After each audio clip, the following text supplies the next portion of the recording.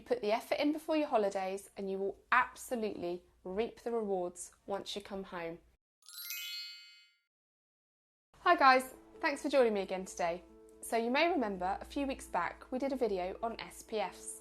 Today I want to talk to you about how to care for your skin when you're expecting to go on holiday and have a little bit of sun exposure. To exfoliate about a month prior to going anywhere on your holidays. So once, twice a week maybe, you don't want to overdo it. And if you're exfoliating a couple of times a week, the exfoliator I would recommend you use would have the smallest spherical spheres that are not massively gritty for you to touch. If it feels really coarse, what normally happens is it scratches your skin surface. But if they're actually little beads that are quite fine, you actually get a more even exfoliation, which means you'll get a better tan. The other thing I'd suggest, if exfoliating is too messy for you, my personal preference is to use a body brush. I use mine every day before I get in the shower in an upwards direction. It exfoliates all my dead skin off, get in the shower and rinse off anything that's loose and left behind. If you use the body brush whilst in the shower, your skin is of course wet and technically it's kind of gluing it back onto your skin, so it's always better to do that dry so that you get good results.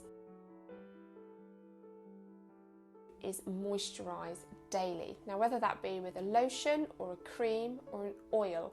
So the difference in those would be a lotion would be a lighter texture, a cream would be slightly thicker, and an oil would be much thicker again in viscosity. So that just means it sits on your skin for longer. If you are using an oil, best time to do that would be bedtime to let it soak in.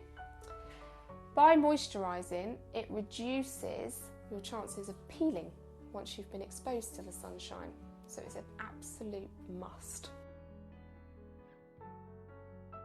Then, when you're on your holidays and you've been exposed to the sunshine, I would continue to moisturise, probably with a cream so you feel less sticky. I would do that every single day after you've been exposed to the sunshine. Then I'd follow it up with an aloe vera or a cucumber gel. There's a massive difference between a moisturiser and a cooling gel. The reason being, the moisturiser has many additives, so it will actually boost your skin's hydration. The cooling gel will literally disperse any heat that has been gained within your skin cells. So they are two very, very different products. Something like an after sun would consist of both, but in my opinion, professionally and personally, the moisturisation within an after sun isn't enough for your skin.